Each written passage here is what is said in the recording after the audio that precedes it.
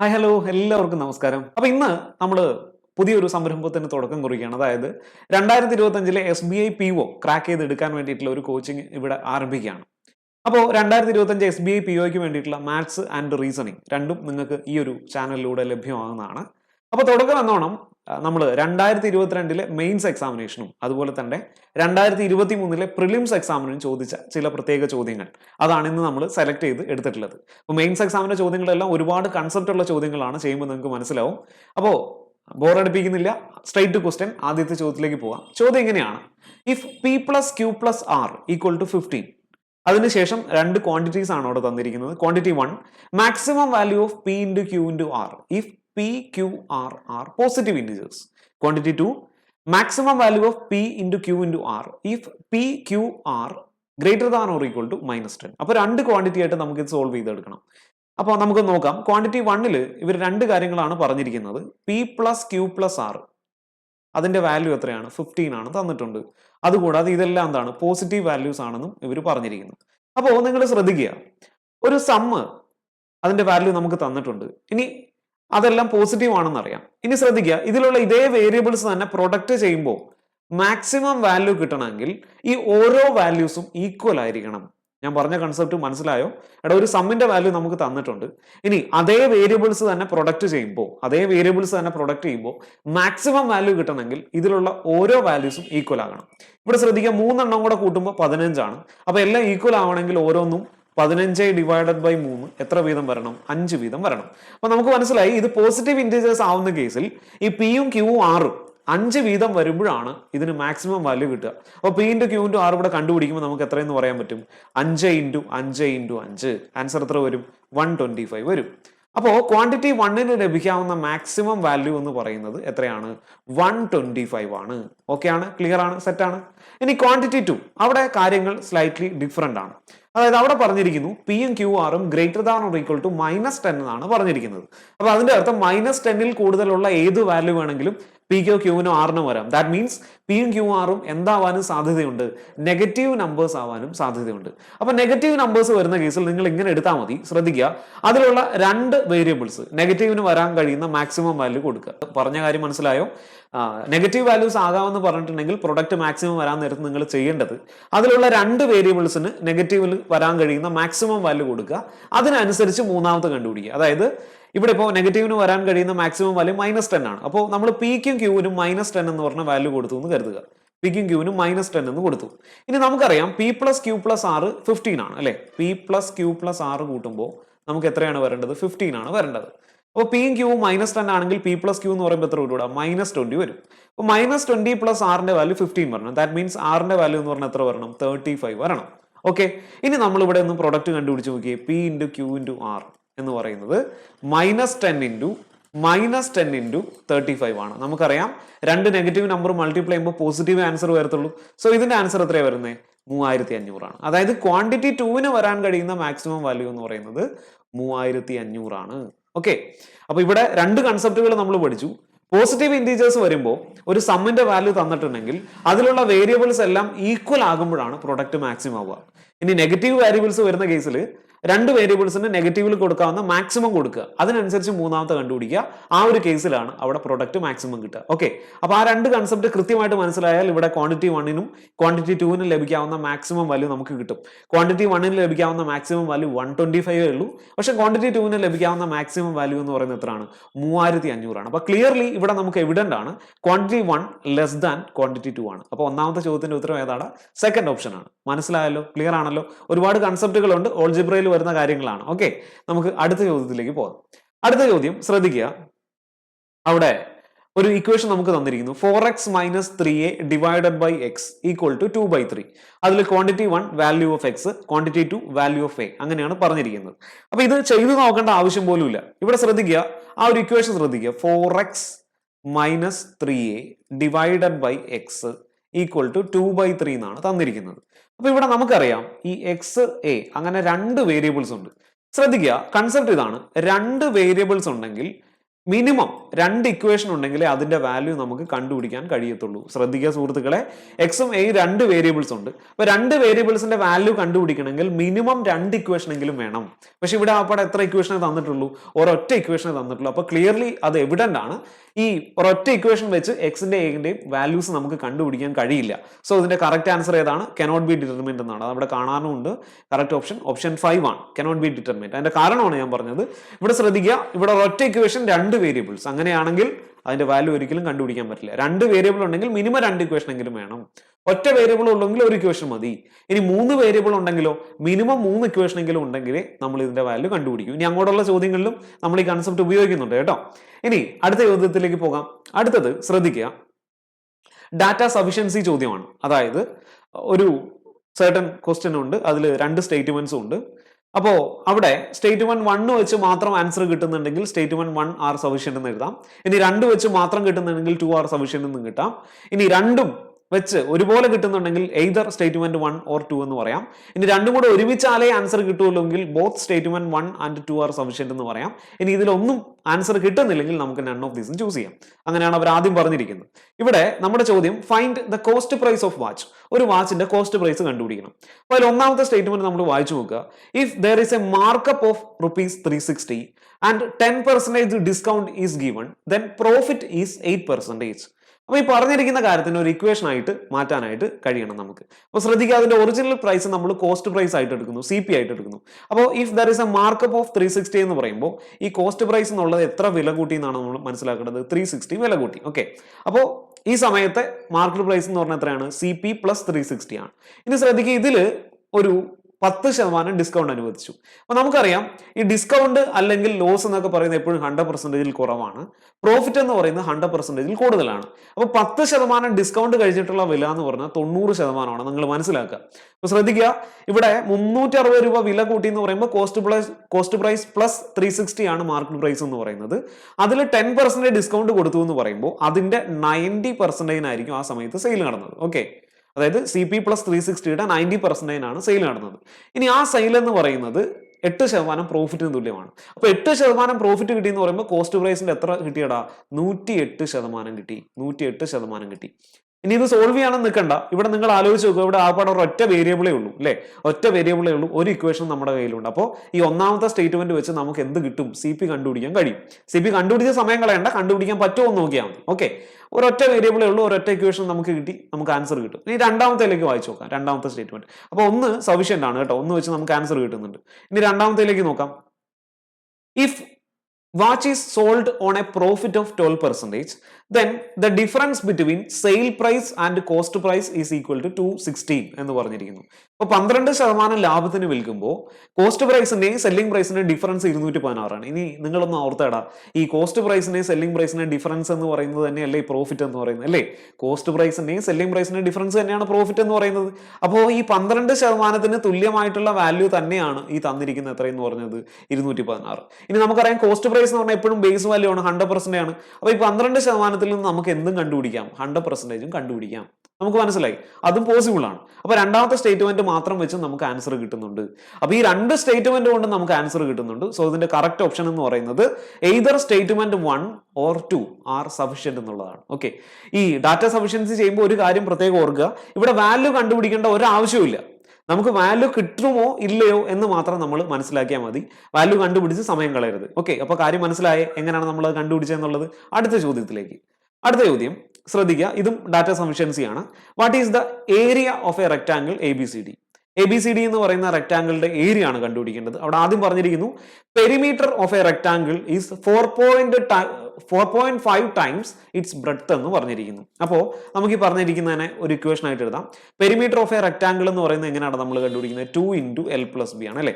Perimeter of A rectangle എന്ന് പറഞ്ഞാൽ 2 × L+B ആണ്. Is equal to 4.5 times its breadth എന്നാണ്. അപ്പോൾ 4.5 ടൈംസ് B എന്ന് എഴുതാം. ഇനി ഇവിടെ നിങ്ങൾ ആലോചിക്കുക, 2 വേരിയബിൾ ഉണ്ട് അല്ലേ? L ഉണ്ട്, B ഉണ്ട്. ഒറ്റ ഇക്വേഷൻ വെച്ച് ആൻസർ കിട്ടുമോ? ഒരിക്കലും കിട്ടൂല സുഹൃത്തുക്കളെ. 2 വേരിയബിൾ ഉണ്ടെങ്കിൽ 2 ഇക്വേഷൻ വേണം. അപ്പോൾ സ്റ്റേറ്റ്മെന്റ് 1 വെച്ച് മാത്രം നമുക്ക് കിട്ടുന്നില്ല. 1 വെച്ച് മാത്രം നമുക്ക് കിട്ടുന്നില്ല. ഇനി സ്റ്റേറ്റ്മെന്റ് 2 പറഞ്ഞിരിക്കുന്നത് difference between squares of adjacent pair of sides of A rectangle is 5.4 times its breadth എന്നാണ്. അതായത് അഡ്ജസന്റ് സൈഡ് എന്ന് പറയുമ്പോൾ ലെങ്ത്തും ബ്രെഡ്ത്തും ആണ്. അതിന്റെ സ്ക്വയറിന്റെ ഡിഫറൻസ്, അതായത് ലെങ്ത്തിന്റെ സ്ക്വയറിൽ നിന്ന് ബ്രെഡ്ത്തിന്റെ സ്ക്വയർ മൈനസ് ചെയ്യുമ്പോൾ നമുക്ക് കിട്ടുന്നത് 5.4 ടൈംസ് ബ്രെഡ്ത്ത് ആണ്. ഇനി ഇത് മാത്രം വെച്ച് നമുക്ക് ആൻസർ കിട്ടില്ല അല്ലേ? രണ്ടാമത്തെ ഇക്വേഷൻ മാത്രം വെച്ചു, അവിടെയും രണ്ട് വേരിയബിൾ ഉണ്ട്, ഒറ്റ ഇക്വേഷനേ ഉള്ളൂ. രണ്ടാമത്തെ ഇക്വേഷൻ മാത്രം വെച്ച് നമുക്ക് ആൻസർ കിട്ടില്ല. പക്ഷേ ഇത് രണ്ടും കൂടെ നമ്മൾ കമ്പൈൻ ചെയ്യുകയാണെന്ന് വിചാരിക്കുക. അവിടെ രണ്ട് വേരിയബിൾ ഉണ്ട്, രണ്ട് ഇക്വേഷൻ ഉണ്ട്. അപ്പൊ രണ്ട് വേരിയബിളും രണ്ട് ഇക്വേഷൻ ഉണ്ടെങ്കിൽ നമുക്ക് തീർച്ചയായിട്ടും അവിടെ ആൻസർ കിട്ടും. ഓക്കെ, അത് വേണമെങ്കിൽ നമുക്ക് സോൾവ് ചെയ്തും കാണിക്കാം. അപ്പൊ ഇതിന്റെ സോൾവ് ചെയ്യേണ്ട ആവശ്യമില്ല. രണ്ട് വേരിയബിളും രണ്ട് ഇക്വേഷൻ ഉണ്ടെങ്കിൽ ആൻസർ കിട്ടും എന്ന് ഓർക്കാം. അപ്പോൾ കറക്റ്റ് ആൻസർ ഏതാണ്? Both statements 1 and 2 are sufficient എന്നുള്ളതാണ്. രണ്ടും ഉണ്ടെങ്കിലേ ആൻസറിലേക്ക് എത്തുള്ളൂ. ഇനി നമുക്ക് വേണമെങ്കിൽ അതിന്റെ ആൻസറിലേക്ക് എത്താം. ഇവിടെ ഈ L+B എന്നുള്ളത് 4.5B, 4.5 എന്ന് പറഞ്ഞാൽ 9/2. ഈ 2 ഇപ്പുറത്തേക്ക് വന്നു കഴിഞ്ഞാൽ L+Bയുടെ വാല്യൂ എന്ന് പറയുന്നത് എത്ര വരും? 9/4B എന്ന് കിട്ടും. ഇനി ശ്രദ്ധിക്കുക, L² - B² എന്ന് പറഞ്ഞാൽ എന്തോടാ? L+B × L - B ആണ് അല്ലെ? L+B × L - B ആണ്. ഇതിന്റെ വാല്യൂ നമുക്ക് എത്രയെന്ന് കിട്ടി? 5.4B എന്ന് തന്നിട്ടുണ്ട്. ഇപ്പൊ L+Bന്റെ സ്ഥാനത്ത് നമുക്ക് എന്ത് എഴുതാം? 9/4B എന്ന് എഴുതാം. 9/4B × L - B equal to 5.4B. അപ്പൊ നമുക്ക് ക്ലിയർലി എവിഡന്റ് ആണ്. ഇത് സോൾവ് ചെയ്ത് കഴിയുമ്പോഴത്തേക്കും നമുക്ക് എല്ലിന്റെയും ബിന്റെയും വാല്യൂ കണ്ടുപിടിക്കാം. അത് കണ്ടുപിടിച്ച് സമയം കളയേണ്ടാത്തതുകൊണ്ട് ഞാൻ അത്രേ ചെയ്യുന്നുള്ളൂ. ഞാൻ ഇതൊരു മെത്തേഡ് പറഞ്ഞാണ്. അത് സോൾവ് ചെയ്ത് വരുമ്പോഴത്തേക്കും നമുക്ക് ബിയുടെ എല്ലിന്റെ ഒക്കെ വാല്യൂ കിട്ടും. അപ്പോൾ അത് വെച്ച് നമുക്ക് ആൻസറിലേക്കും വരാൻ പറ്റും. അപ്പോൾ ശ്രദ്ധിക്കുക, ഏരിയയിലേക്കും വരാൻ പറ്റും. എല്ലും ബിയും കിട്ടിയ ഏരിയ കണ്ടുപിടിക്കാം. അപ്പോൾ ശ്രദ്ധിക്കുക സുഹൃത്തുക്കളെ, ഇവിടെ നമ്മുടെ കൺസെപ്റ്റ് ഒരൊറ്റ ഇക്വേഷൻ വെച്ച് നമുക്ക് രണ്ട് വേരിയബിൾ ഒരിക്കലും സോൾവ് ചെയ്തെടുക്കാൻ കഴിയില്ല കേട്ടോ. രണ്ട് വേരിയബിൾ സോൾവ് ചെയ്യണമെങ്കിൽ മിനിമം രണ്ട് ഇക്വേഷൻ എങ്കിലും വേണം. അതാണ് ഇവിടുത്തെ കൺസെപ്റ്റ്. ഓക്കെ ആണ്, ക്ലിയർ ആണ്, സെറ്റ് ആണ്. നമുക്ക് അടുത്തതിലേക്ക് പോകാം. അടുത്തത് ശ്രദ്ധിക്കുക, in how many days 10 women can complete a work? 10 woman എത്ര ദിവസം കൊണ്ട് വർക്ക് കംപ്ലീറ്റ് ചെയ്യുമെന്നാണ് ഇവിടെ ചോദിച്ചിരിക്കുന്നത്. 10 വുമൺ എത്ര ദിവസം കൊണ്ട് വർക്ക് കംപ്ലീറ്റ് ചെയ്യും? ആദ്യം പറഞ്ഞിരിക്കുന്നത് 4 men + 6 women can complete the same work in 20 days എന്നാണ്. അപ്പോൾ ശ്രദ്ധിക്കുക, 4 men + 6 women can complete a work in 20 days. അപ്പോൾ അവരുടെ ഒരു ദിവസത്തെ ജോലി അല്ലെങ്കിൽ എഫിഷ്യൻസി എന്നുള്ളത് നമ്മൾ 1/20 എന്ന് എഴുതും. ടൈം ആൻഡ് വർക്കിലെ കൺസെപ്റ്റ് ആണ്. അപ്പോൾ ഇക്വേഷൻ എങ്ങനെ എഴുതുന്നത്? 4m + 6w equal to 1/20. 4 men ആണ്. 4m + 6w equal to 1/20. ഇവിടെയും ശ്രദ്ധിക്കുക, രണ്ട് വേരിയബിൾ ഉണ്ട്, ഒറ്റ ഇക്വേഷൻ വെച്ച് കിട്ടില്ല. ഇനി രണ്ടാമത്തെ സ്റ്റേറ്റ്മെന്റ് പറഞ്ഞിരിക്കുന്നത് the number of days taken by 2 men to complete the work is same as 3 women to do the same എന്നാണ് പറഞ്ഞത്. അപ്പൊ 2m = 3w. ഇത് മാത്രം വെച്ച് നമുക്ക് കിട്ടില്ല. ഇവിടെ രണ്ട് വേരിയബിളിന്റെ ഒറ്റ ഇക്വേഷൻ ഉള്ളൂ. പക്ഷേ ഇത് രണ്ടും കൂടെ കമ്പൈൻ ചെയ്താൽ നമുക്ക് ആൻസറിലേക്ക് എത്താൻ കഴിയും. അപ്പോൾ ഇവിടെ ഇതിന്റെ കറക്റ്റ് ആൻസർ എന്ന് പറഞ്ഞാൽ ഏതാണ്? Both statements 1 and 2 are sufficient. അതാണ് അതിന്റെ ഉത്തരം. ഇതെല്ലാം മെയിൻസ് എക്സാമിന് ചോദിച്ച ചോദ്യങ്ങളാണ്, ബൈ ദ വേ. ശ്രദ്ധിക്കുക സുഹൃത്തുക്കളെ, അടുത്ത ക്വസ്റ്റ്യൻ ഒരു നമ്പർ സീരീസുമായിട്ട് ബന്ധപ്പെട്ട ചോദ്യമാണ്. ഇവിടെ ഈ സീരീസിന്റെ ആദ്യത്തെ രണ്ട് ടേമുകൾ മിസ്സിംഗ് ആണ് കേട്ടോ. ആദ്യത്തെ രണ്ട് ടേമുകൾ മിസ്സിംഗ് ആണ്. അത് എയും ബിയും എന്ന് പറഞ്ഞ് തന്നിട്ടുണ്ട്. പിന്നെയുള്ള ടേമുകൾ 102, 104, 107, അതേപോലെ തന്നെ 113, അതേപോലെ 128, അതേപോലെ 173. ഓക്കെ, ഇനി ശ്രദ്ധിക്കുക, ഇവിടെ നമുക്ക് ഗ്യാപ്പ് ഒന്ന് കണ്ടുപിടിച്ച് നോക്കാം. 102, 104 തമ്മിലുള്ള ഗ്യാപ്പ് എന്ന് പറഞ്ഞാൽ 2 ആണ്. 104, 107 തമ്മിലുള്ള ഗ്യാപ്പ് 3 ആണ്. പിന്നെ 107, 113 വരുമ്പോൾ ഗ്യാപ്പ് 6 വരും. ഇനി 113, 128 വരുമ്പോഴത്തേക്കും ഗ്യാപ്പ് 15 വരും അല്ലെ? 13, 15, 28. ഇനി 128, 173 വരുമ്പോഴത്തേക്കും ഗ്യാപ്പ് എത്ര വരും?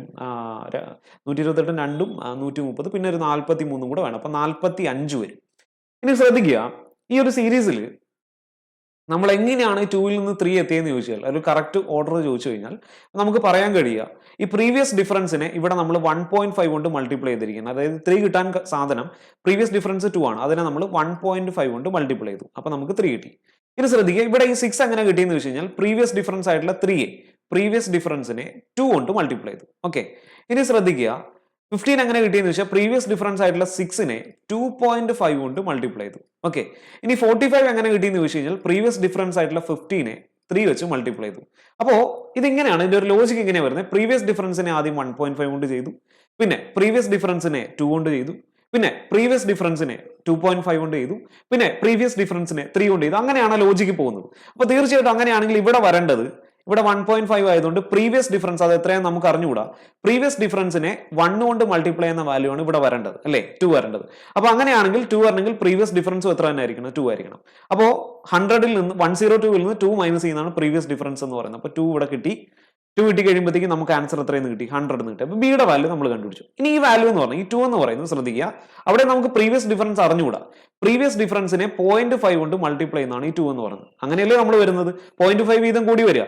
പ്രീവിയസ് ഡിഫറൻസിനെ ആദ്യം 1 കൊണ്ട് ചെയ്തു, പിന്നെ പ്രീവിയസ് ഡിഫറൻസിനെ 1.5 കൊണ്ട് ചെയ്തു, പിന്നെ പ്രീവിയസ് ഡിഫറൻസിനെ 2 കൊണ്ട് ചെയ്തു, പിന്നെ 2.5 കൊണ്ട് ചെയ്തു, പിന്നെ 3 കൊണ്ട് ചെയ്തു. അങ്ങനെയാണ് സീരീസ് പോകുന്നത്. അപ്പോൾ തീർച്ചയായിട്ടും 1ന് പുറകിൽ വരേണ്ടത് പ്രീവിയസ് ഡിഫറൻസിനെ 0.5 കൊണ്ട് മൾട്ടിപ്ലൈ ചെയ്യുന്ന വാല്യൂ ആണ്. അപ്പോൾ ഏതിനെ 0.5 കൊണ്ട് മൾട്ടിപ്ലൈ ചെയ്താലാ 2 കിട്ടുക എന്ന് ആലോചിക്കുക. അപ്പോൾ അവിടെ 4നെ അല്ലേ മൾട്ടിപ്ലൈ ചെയ്യേണ്ടത്. അതിന്റെ അർത്ഥം പ്രീവിയസ് ഡിഫറൻസ് എത്രയാണെന്നാണ്, 4 ആണെന്നാണ്. അപ്പോൾ 100 - 4 ചെയ്യുക, എത്ര കിട്ടും നിങ്ങൾക്ക്? 96 കിട്ടും. അപ്പോൾ എയുടെയും ബിയുടെയും വാല്യൂ കിട്ടി. ഇനി നമുക്ക് ചോദ്യത്തിലേക്ക് കടക്കാം. Double the value of A, let it be X, then find the difference between x and the fourth term of the series. അതായത് ഈ എയുടെ ഡബിളും ഈ ഫോർത്ത് ടൈമും തമ്മിലുള്ള ഡിഫറൻസ് ആണ് ചോദിച്ചത്. എ 96 ആണ്. 96ന്റെ ഡബിൾ എന്ന് പറയുമ്പോൾ എത്ര വരും? 192 വരികയല്ലേ. ഈ 192ഉം ഈ പറയുന്ന 104, ഫോർത്ത് ടൈം എന്ന് പറയുമ്പോൾ 104 ആണ്. 192ഉം 104 തമ്മിലുള്ള ഡിഫറൻസ് ആണ് നമ്മളോട് ചോദിച്ചിരിക്കുന്നത്. ആൻസർ എത്ര വരും? 88 വരും. വളരെ സിമ്പിൾ ആയിട്ട് കണ്ടുപിടിച്ചെടുക്കാം. അതായത് ബി ഓപ്ഷൻ ആണ് അതിന്റെ കറക്റ്റ് ആൻസർ എന്ന് പറഞ്ഞാൽ. കറക്റ്റ് ആൻസർ ഏതാണ്? ബി ഓപ്ഷൻ ആണ്. കാര്യം മനസ്സിലായേ? അടുത്ത ചോദ്യത്തിലേക്ക് പോകാം. ഇനി ശ്രദ്ധിക്കുക. From B A new series is started. The second term of the series is b+2 whole square. b+2 square. Third term is b+3 cube. Fourth term is b+4 raised 4 and so on. Then the fifth term. അപ്പോൾ ബിയുടെ value നമ്മൾ ഇവിടെ already കണ്ടുപിടിച്ച് വെച്ചിട്ടുണ്ട്. ബിയുടെ value എത്രയാണ്? 100 ആണ്. അപ്പോൾ ഫിഫ്ത്ത് ടേം എന്ന് പറയുമ്പോൾ 100 + 5 വരും അല്ലേ. 100 + 5 വരും. അതായത് b+5 ആണ്. ബിയുടെ വാല്യൂ നമ്മൾ കണ്ടുപിടിച്ച് വെച്ചിട്ടുണ്ട് 100 ആണ്. അപ്പോൾ അതിന്റെ ആൻസർ വരേണ്ടത് തീർച്ചയായിട്ടും തേർഡ് ഓപ്ഷൻ ആണ്. 100 + 5 ആണ്. ഇനി അടുത്തേക്ക് വരാം. അടുത്തത് ശ്രദ്ധിക്കുക. ഇനി അങ്ങോട്ടുള്ളത് കുറച്ച് പ്രിലിംസിന് ചോദിച്ച ചോദ്യങ്ങളാണ്. വളരെ എളുപ്പം നമുക്ക് ആൻസർ കിട്ടും. ഇവിടെ രണ്ട് ക്വാഡ്രാറ്റിക് ഇക്വേഷൻ തന്നിട്ടുണ്ട്. എന്നിട്ട് എക്സിന്റെയും വൈന്റെയും വാല്യൂ കമ്പയർ ചെയ്യാനാണ്. അപ്പോൾ ശ്രദ്ധിക്കുക, ക്വാഡ്രാറ്റിക് ഇക്വേഷൻ നമുക്ക് തന്നിരിക്കുമ്പോൾ ശ്രദ്ധിക്കണേ, ax² + bx + c എന്ന് പറയുന്ന ഒരു ക്വാഡ്രാറ്റിക് ഇക്വേഷൻ തന്നിരിക്കുമ്പോൾ ഇതിനെ ഫാക്ടറൈസ് ചെയ്തിട്ടാണ് നമ്മൾ ആൻസറിലേക്ക് എത്തേണ്ടത്. ഓക്കെ. അപ്പോൾ എപ്പോഴും ശ്രദ്ധിക്കുക, ഇവിടെ എയുടെ വാല്യൂ 1 ആകുമ്പോൾ, അതായത് x² കോഎഫിഷ്യന്റ് 1 ആകുമ്പോൾ വളരെ സിമ്പിൾ ആയിട്ട് നമുക്ക് ആൻസറിലേക്ക് എത്താം. എങ്ങനെയാണ് എത്തുക എന്ന് ചോദിച്ചു കഴിഞ്ഞാൽ, ഈ ലാസ്റ്റ് ടേം അത് പ്രൊഡക്റ്റ് ആയിട്ട് എടുക്കുക, ഈ സെക്കൻഡ് ടേം അത് സം ആയിട്ട് എടുക്കുക. അങ്ങനെയാണ് നമ്മൾ ആൻസറിലേക്ക് എത്തുക. അപ്പൊ ആദ്യത്തെ ആ ഒരു ക്വാഡ്രാറ്റിക് ഇക്വേഷനിലേക്ക് നോക്കുമ്പോൾ x² - 13x + 40 is equal to 0 ഇങ്ങനെയാണ് തന്നിരിക്കുന്നത്. അപ്പൊ നിങ്ങൾ ആലോചിക്കുക, ഈ ലാസ്റ്റ് ടേം എന്ന് പറയുന്നത് പ്രൊഡക്റ്റ് ആണ്. അതായത് ഏതോ രണ്ട് സംഖ്യകൾ അത് പ്രൊഡക്റ്റ് ചെയ്യുമ്പോൾ നമുക്ക് 40 കിട്ടുന്നുണ്ട്. ഇനി ഈ -13 എന്നുള്ളത് സം ആയിട്ട് എടുക്കുക. അത് സം ചെയ്യുമ്പോൾ നമുക്ക് -13 ആണ് കിട്ടുന്നത്. അപ്പൊ ശ്രദ്ധിക്കുക, പ്രൊഡക്റ്റ് ചെയ്യുമ്പോൾ 40 കിട്ടണം, പോസിറ്റീവ് 40 കിട്ടണം. സം ചെയ്യുമ്പോൾ -13 വേണം. അങ്ങനെയുള്ള രണ്ട് സംഖ്യകൾ ഏതൊക്കെയാ? -8ഉം -5ഉം ആണ് അല്ലെ. -8ഉം -5ഉം ആണ്. -8ഉം -5ഉം കൂടെ കൂട്ടുമ്പോൾ നമുക്ക് -13 കിട്ടുന്നുണ്ട്. ഇത് തമ്മിൽ പ്രൊഡക്റ്റ് ചെയ്യുമ്പോൾ നമുക്ക് 40 കിട്ടുന്നുണ്ട്. അങ്ങനെയാണെങ്കിൽ എക്സിന്റെ വാല്യൂ എന്ന് പറയുന്നത് ഇതിന്റെ കോംപ്ലിമെന്റ് എടുക്കുന്നതായിരിക്കും. Complement means positive value negative ആയിട്ട് എടുക്കണം, നെഗറ്റീവ് വാല്യൂ പോസിറ്റീവ് ആയിട്ട് എടുക്കണം. അപ്പോൾ -8 -5 ആ രണ്ട് വാല്യൂസ് നമുക്ക് കിട്ടിയിട്ടുണ്ട്. അങ്ങനെയാണെങ്കിൽ എക്സിന്റെ വാല്യൂസ് എന്ന് പറഞ്ഞാൽ ഏതൊക്കെയായിരിക്കും? 8ഉം 5ഉം ആയിരിക്കും. എക്സിന്റെ വാല്യൂസ് 8ഉം 5ഉം ആയിരിക്കും. ഇതേപോലെ നമുക്ക് അടുത്ത ഇക്വേഷൻ സോൾവ് ചെയ്യാം. അടുത്ത ഇക്വേഷൻ ശ്രദ്ധിക്കുക, y² - 13y + 42 = 0. ഇവിടെ നിങ്ങൾ ശ്രദ്ധിക്കുക, ഇവിടെ പ്രൊഡക്റ്റ് നമുക്ക് 42 ആണ് കിട്ടേണ്ടത് അല്ലെ. പ്രൊഡക്റ്റ് 42 ആണ് കിട്ടേണ്ടത്. സം -13 ആണ്. അപ്പൊ നിങ്ങൾ ആലോചിക്കുക, ഏതൊക്കെ രണ്ട് സംഖ്യകൾ കൂട്ടുമ്പോഴാണ് -13 കിട്ടുക, അതേപോലെ തന്നെ പ്രൊഡക്റ്റ് ചെയ്യുമ്പോൾ പോസിറ്റീവ് 42 കിട്ടുക. അപ്പോൾ 6ഉം 7ഉം എടുത്തു കഴിഞ്ഞാൽ അവിടെ ശരിയാവില്ല. 6 7 42, 6 7 13 ആണ്. അപ്പോൾ ഇവിടുത്തെ വാല്യൂസ് ആക്ച്വലി -6ഉം -7ഉം ആണ്. എന്നാലേ ഇവിടെ നെഗറ്റീവ് സം വരുള്ളൂ. അതുകൊണ്ടാണ് നെഗറ്റീവ് വാല്യൂസ് എടുത്തത്. അപ്പോൾ ഇതിന്റെ കോംപ്ലിമെന്റ് ആണ് വൈയുടെ വാല്യൂ. ഇവിടെ ആൻസർ -6ഉം -7ഉം കിട്ടിക്കഴിഞ്ഞാൽ വൈയുടെ വാല്യൂ എന്ന് പറഞ്ഞാൽ +6ഉം +7ഉം ആണ്. ഇനി കമ്പയർ ചെയ്യുക. ഇപ്പോൾ എക്സിന്റെ വാല്യൂസ് നമുക്ക് കിട്ടിയത് ശ്രദ്ധിക്കുക, എക്സിന്റെ വാല്യൂ നമുക്ക് കിട്ടിയത് 8ഉം 5ഉം എന്നാണ്. വൈയുടെ വാല്യൂ നമുക്ക് കിട്ടിയത് 6ഉം 7ഉം എന്നാണ്. ഇനി 8 എടുത്ത് കമ്പയർ ചെയ്യുമ്പോൾ 8നെ 6ഉമായിട്ട് കമ്പയർ ചെയ്താലും 7ഉമായിട്ട് കമ്പയർ ചെയ്താലും നമുക്ക് കിട്ടുക എക്സ് വലുതാണെന്നാണ്. എക്സ് ഗ്രേറ്റർ ദാൻ വൈ എന്ന് പറഞ്ഞ റിലേഷൻ ആണ് കിട്ടുക. പക്ഷെ 5 എടുത്ത് കമ്പയർ ചെയ്യുമ്പോൾ 6ഉമായിട്ട് കമ്പയർ ചെയ്താലും 7ഉമായിട്ട് കമ്പയർ ചെയ്താലും എക്സ് ലെസ് ദാൻ വൈ എന്നാണ് കിട്ടുക. അപ്പോൾ ശ്രദ്ധിക്കുക, ഈ കമ്പാരിസണിൽ ഇത് രണ്ടും ഒരുമിച്ച് സംഭവിച്ചാൽ, അതായത് എക്സ് ഗ്രേറ്റർ ദാൻ വൈയും നമുക്ക് കിട്ടുന്നുണ്ട്, അതേ കണക്ക് തന്നെ എക്സ് ലെസ് ദാൻ വൈയും കിട്ടുന്നുണ്ട്. അങ്ങനെയാണെങ്കിൽ ഇതിന്റെ കറക്റ്റ് ആൻസർ എന്ന് പറഞ്ഞാൽ നോ റിലേഷൻ ആണ്, അല്ലെങ്കിൽ റിലേഷൻ കനോട്ട് ബി എസ്റ്റാബ്ലിഷ്ഡ് എന്നുള്ളതാണ് ഇതിന്റെ പൂർണ്ണമായിട്ടുള്ള ഉത്തരം. അപ്പോൾ കറക്റ്റ് ആൻസർ ഏതായിരിക്കും? ഓപ്ഷൻ ഇ ആയിരിക്കും. അവിടുത്തെ ശരിയായിട്ടുള്ള ഉത്തരം എന്ന് പറയുന്നത്. കാര്യം മനസ്സിലായേ? ഒരു സെറ്റ് എടുത്ത് കമ്പയർ ചെയ്യുമ്പോൾ ഗ്രേറ്റർ കിട്ടുന്നു, മറ്റൊരു സെറ്റ് എടുത്ത് കമ്പയർ ചെയ്യുമ്പോൾ ലെസ് കിട്ടുന്നു. അങ്ങനെയാണെങ്കിൽ കറക്റ്റ് എന്ന് പറയുന്നത് കനോട്ട് ബി ഡിറ്റർമിൻഡ് എന്നുള്ളതാണ്. നമുക്ക് അടുത്തതിലേക്ക് വരാം. വീണ്ടും ഒരു ക്വാഡ്രാറ്റിക് ഇക്വേഷൻ അവിടെ നമുക്കൊന്ന് സോൾവ് ചെയ്ത് നോക്കാം. ഇതിന്റെ ആൻസർ എന്ത് വരും എന്നുള്ള കാര്യം നമുക്കൊന്ന് സോൾവ് ചെയ്ത് കണ്ടുപിടിക്കാനായിട്ട് ശ്രമിക്കാം. ആദ്യത്തെ equation x² + 8x + 12 equal to 0. അപ്പൊ നിങ്ങൾ ആലോചിക്കുക, പ്രൊഡക്റ്റ് 12 വരണം, സമ്മ് പോസിറ്റീവ് 8 വരണം. ഏതൊക്കെയാണ് സംഖ്യകൾ? സം 8ഉം പ്രൊഡക്റ്റ് 12ഉം കിട്ടുന്ന സംഖ്യകൾ ഏതൊക്കെയാണ്? 6 2 അല്ലേ? 6 2 അങ്ങനെ തന്നെ എടുത്താൽ മതി. അപ്പോൾ 6 × 2 ചെയ്യുമ്പോൾ 12 കിട്ടുന്നുണ്ട്, 6 + 2 ചെയ്യുമ്പോൾ 8 കിട്ടുന്നുണ്ട്. അപ്പൊ അങ്ങനെയാണെങ്കിൽ എക്സിന്റെ വാല്യൂസ് പറഞ്ഞാൽ ഇതിന്റെ കോംപ്ലിമെന്റ് എടുക്കണമെന്നല്ലേ പറഞ്ഞത്? കോംപ്ലിമെന്റ് എത്ര വരും? -6ഉം -2ഉം ആണ്. ഓക്കെ, ഇനി അടുത്തതിലേക്ക് വരാം. അടുത്തത് y² + 14y + 24 ഈക്വൽ ടു 0. നിങ്ങൾ ആലോചിക്കുന്നു, പ്രൊഡക്റ്റ് എത്ര കിട്ടണം? 24 കിട്ടണം, സമ്മ് 14 കിട്ടണം. അപ്പോൾ ഏതൊക്കെയാണ് ഈ പ്രൊഡക്റ്റ് വെച്ച് ചിന്തിച്ചാൽ മതി. 6 × 4 എടുത്ത് കഴിഞ്ഞിട്ടുണ്ടെങ്കിൽ ശരിയാവോ? 6 4 എടുത്താൽ 10 കയറത്തുള്ളൂ. ഇനി 12 × 2 എടുത്താൽ ശരിയാവും. 12 2 എടുത്തു കഴിഞ്ഞാൽ 14 കിട്ടും. അപ്പോൾ ശ്രദ്ധിക്കുക, ഇവിടെ വരേണ്ട വാല്യൂസ് 12ഉം 2ഉം ആണ്. 12 × 2 ചെയ്യുമ്പോൾ 24 കിട്ടുന്നുണ്ട്, 12 + 2 ചെയ്യുമ്പോൾ നമുക്ക് 14 കിട്ടുന്നുണ്ട്. അപ്പോൾ ഇതിന്റെ കോംപ്ലിമെന്റ് ആണ് വൈയുടെ വാല്യൂസ്. വൈയുടെ വാല്യൂസ് ഏതൊക്കെ വരും? -12ഉം -2 ആണ്. ഇനി -6 എടുത്ത് കമ്പയർ ചെയ്യുമ്പോൾ -6 -12നേക്കാളും വലുതാണ്, പക്ഷേ -6 -2നേക്കാളും ചെറുതാണ്. അപ്പോൾ ഒരേ വാല്യൂ എടുത്ത് കമ്പയർ ചെയ്യുമ്പോൾ തന്നെ നമുക്ക് ഓൾറെഡി x > y കിട്ടുന്നുണ്ട്, അതേ കണക്ക് തന്നെ x y കിട്ടുന്നുണ്ട്. അപ്പൊ ഇത് രണ്ടും ഒരുമിച്ച് വന്നാൽ ഇതിന്റെ answer relationship cannot be established എന്നുള്ളതാണ്. അപ്പൊ ഇതിന്റെ ഉത്തരം ഏത് തന്നെയാണ്? ഫിഫ്ത്ത് ഓപ്ഷൻ തന്നെയാണ്. ഇവിടെ ഒരിക്കലും നമ്മൾ ഈ ഫാക്ടറൈസ് ചെയ്യുന്നതിൽ എന്താ പറയുന്നത്, കൂടുതൽ സമയം എടുക്കരുത് കേട്ടോ. അവിടെ ഒരിക്കലും നമ്മുടെ ക്വാഡ്രാറ്റിക് ഇക്വേഷൻ ഒന്നും ഉപയോഗിച്ച് ചെയ്യരുത്. -b + (√b² - 4ac) ആ ഇക്വേഷൻ ഒന്നും ഉപയോഗിക്കല്.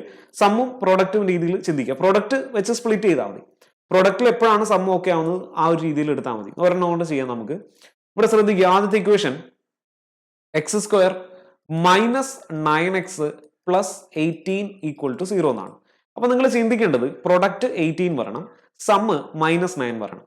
ഓക്കെ, അപ്പൊ നിങ്ങൾ ആലോചിക്കുക, പ്രൊഡക്റ്റ് പോസിറ്റീവും സമ്മും മൈനസും വരുമ്പോൾ രണ്ട് നെഗറ്റീവ് വാല്യൂ ആണ്. അപ്പൊ രണ്ട് നെഗറ്റീവ് വാല്യൂ ഏതെന്ന് ഓർത്താൽ മതി.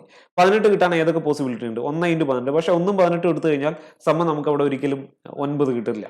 ഇനി 2 × 9 18 ആണ്. 2 9 എടുത്തു കഴിഞ്ഞാൽ 9 കിട്ടത്തില്ല. പിന്നെ വരുന്നത് 3 × 6 18. 3ഉം 6 എടുത്തു കഴിഞ്ഞാൽ ശരിയാവും. ഇനി ഇവിടെ നെഗറ്റീവ് സമ്മ് കിട്ടുന്നതുകൊണ്ട് വാല്യൂസ് നമ്മൾ എത്രയെന്ന് എടുത്തു? -6ഉം -3 എന്നും എടുത്തു.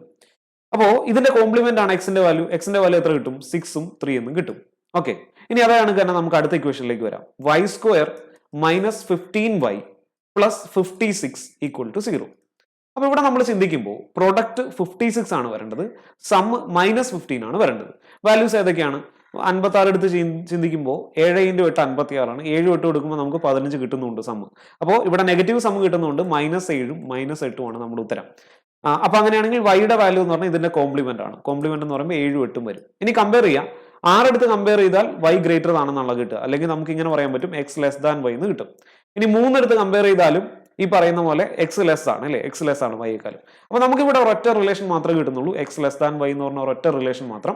അങ്ങനെയാണെങ്കിൽ നമ്മുടെ ആൻസറും അത് തന്നെയാണ്. ഏത് ഓപ്ഷനാണ്? മൂന്നാമത്തെ ഓപ്ഷൻ, സി ഓപ്ഷൻ ആണ് കറക്റ്റ് ആൻസർ. x y എന്നുള്ളതാണ് അവിടുത്തെ പൂർണ്ണമായ ഉത്തരവ് എന്ന് പറയുന്നത്. ഓക്കെ, സെറ്റ് ആണേ. നമുക്ക് അടുത്ത ചോദ്യത്തിലേക്ക് പോകാം. അടുത്ത ചോദ്യം ഇങ്ങനെയാണ്: In a bank, the average salary of all the staff is ₹600.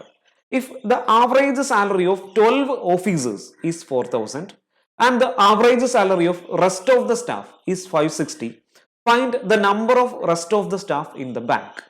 അപ്പോൾ ഇവിടെ ശ്രദ്ധിക്കുക, രണ്ട് ഗ്രൂപ്പിന്റെ ആവറേജും ടോട്ടൽ ആവറേജും തന്നിട്ടുണ്ട് അല്ലേ? രണ്ട് ഗ്രൂപ്പിന്റെ ആവറേജും ടോട്ടൽ ആവറേജും തന്നിട്ടുണ്ട്. അപ്പൊ ഇങ്ങനെയുള്ള ചോദ്യത്തിൽ ആൻസറിലേക്ക് എത്താനായിട്ട് അലിഗേഷൻ മെത്തേഡാണ് ഏറ്റവും നല്ലത്. അലിഗേഷനിൽ പറയുന്നത് രണ്ട് ഗ്രൂപ്പിന്റെ ആവറേജ് ആദ്യം എഴുതണം. അതായത് ഓഫീസേഴ്സിന്റെ ആവറേജ് എത്രയാണ്? 4000 ആണ്. ഓഫീസേഴ്സിന്റെ ആവറേജ് 4000 ആണ്. ബാക്കിയുള്ള സ്റ്റാഫിന്റെ ആവറേജ് എത്രയാണ്? 560 ആണ്. ഇനി ഇവർ രണ്ടുപേരും കൂടെ മിക്സ് ചെയ്യുമ്പോൾ കമ്പൈൻഡ് ആവറേജ് എന്ന് പറഞ്ഞാൽ എത്ര വരണം? 600 വരണം. ഇനി ശ്രദ്ധിക്കുക, ഇനി വാല്യൂസിന്റെ ഡിഫറൻസുകൾ കണ്ടുപിടിക്കണം. അതാണ് അടുത്ത കൺസെപ്റ്റ്. ഈ വാല്യൂസിന് എന്ത് കണ്ടുപിടിക്കണം? ഡിഫറൻസ് കണ്ടുപിടിക്കണം. ഇനി ഡിഫറൻസ് എങ്ങനെ കണ്ടുപിടിക്കും? ഡിഫറൻസ് നമ്മൾ ഡയഗണൽ വൈസ് ആണ് കണ്ടുപിടിക്കുക. അതായത് ഈ 4000ന്റെ 600ന്റെ ഡിഫറൻസ് അത് എത്ര വരും? 3400. അത് നമ്മൾ റൈറ്റ് സൈഡിലേക്ക് എഴുതി.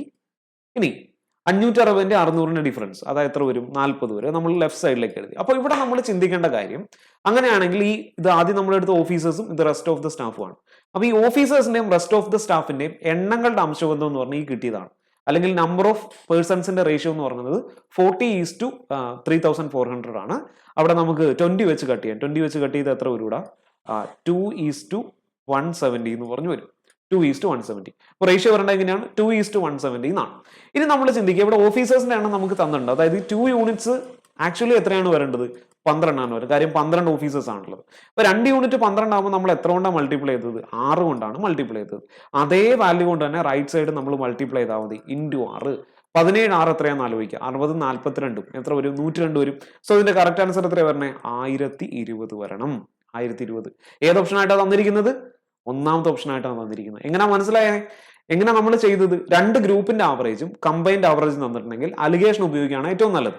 രണ്ട് ഗ്രൂപ്പിന്റെ ആവറേജ് ആദ്യം എഴുതുന്നു, കമ്പൈൻഡ് ആവറേജ് നടുക്കായിട്ട് എഴുതുന്നു, എന്നിട്ട് ഡിഫറൻസ് കണ്ടുപിടിക്കുന്നു.